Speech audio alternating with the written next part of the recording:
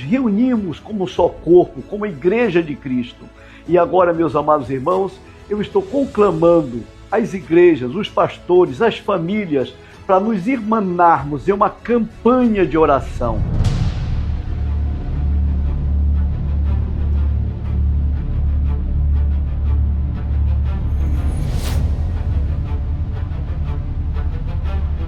Um reinado entre o nome do Senhor e a folha de pagamento.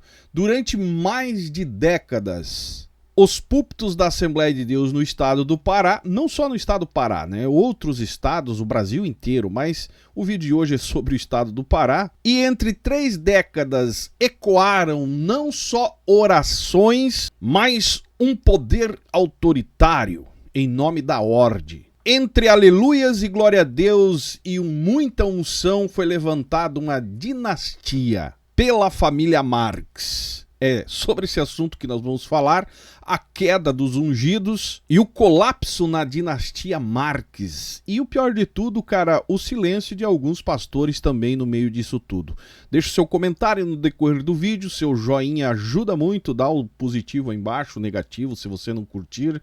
Se inscreva no canal para não perder nenhum vídeo. E a pedido de muitos, nós vamos comentar sobre a Comiadepa, uma das maiores convenções do norte do Brasil, e por que não dizer do Brasil todo, né? Todo esse tempo foi comandada por uma realeza, para não pegar tão pesado, por mãos ungidas do pentecostalismo, mas assim como todo o império, né? Transvestido de missão divina. Fazer a obra de Deus, ao avanço da obra de Deus acontecer.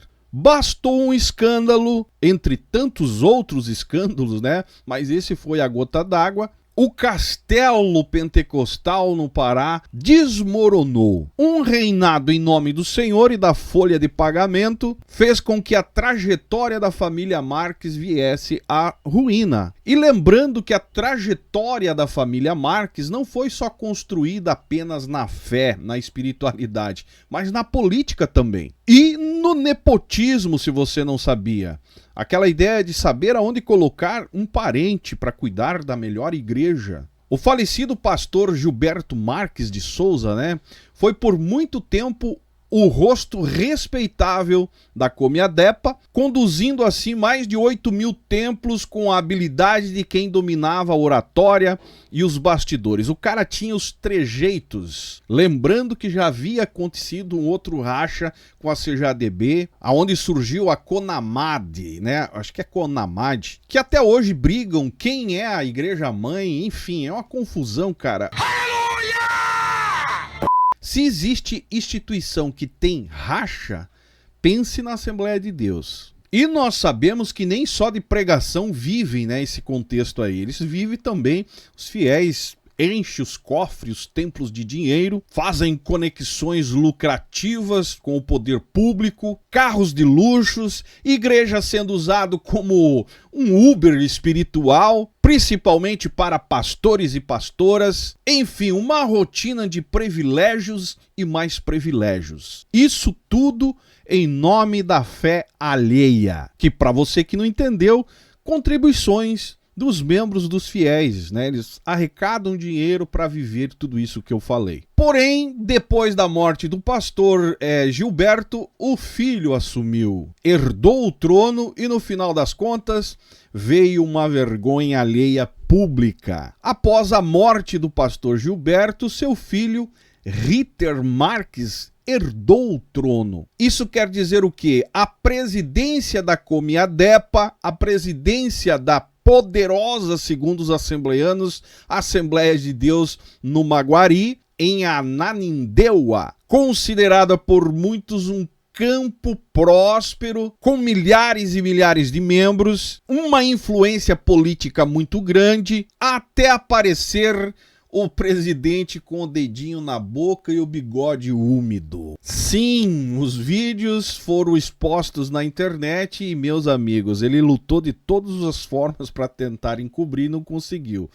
Vídeos de teor íntimos. E o pior é que esses vídeos correu nas mídias sociais numa velocidade divina, cara, tão grande que não teve como estancar, deter. De um homem de Deus, o filhote aí, herdeiro, acabou se tornando uma piada e vergonha alheia para muitos que achavam que ele era aquilo tudo que aparentava e era digno de estar diante da igreja como presidente, diante da convenção como presidente. Tentou segurar, né, o cajado, o cetro de rei, mas foi tarde demais. Perdeu a presidência da Comiadepa, foi retirado da liderança de Maguari, substituído pelo pastor Wilton Marques. E é claro, muita gente comemorando, porque se trata não só de uma liderança evangélica, religiosa, mas de uma liderança que tem uma certa influência na política.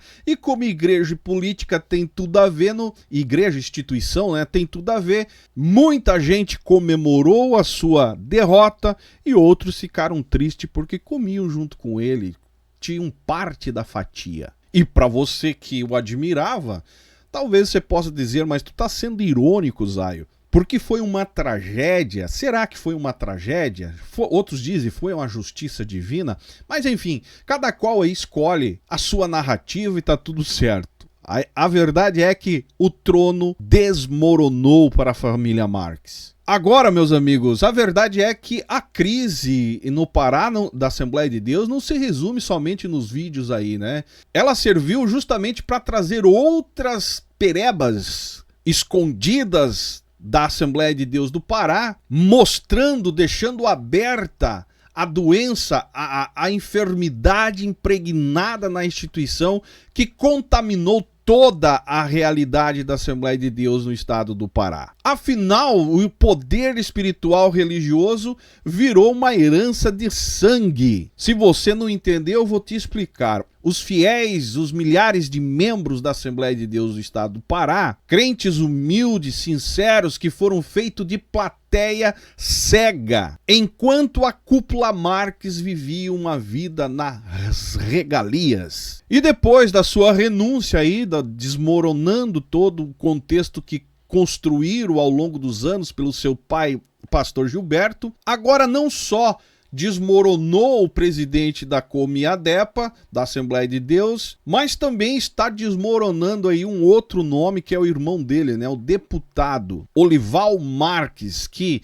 se elegeu com votos de assembleianos. A base política dele é a Assembleia de Deus e está sendo ameaçado, está em ruínas. Com todo o escândalo, o tal Olival aí enfrenta risco de ser o próximo a ficar pelos cantos, a não ser que ele faça uma aliança muito forte, que eu acho difícil, né, com a pastorada, porque até então o presidente era o irmão dele, aí tinha como, mas agora como é outro, provavelmente o contexto político, né, o cenário político dentro do Pará da Assembleia de Deus vai dar uma configurada diferente. E de contrapartida está agora o novo presidente, né, tentando reinventar, tentando manter o que restou da reputação da Assembleia de Deus, da Comiadepa, e segundo alguns diz que ele é um cara ético, equilibrado, porém carrega agora uma missão aí de resgatar a credibilidade da convenção. Eu não boto muita fé, porque isso aí é tudo farinha do mesmo saco.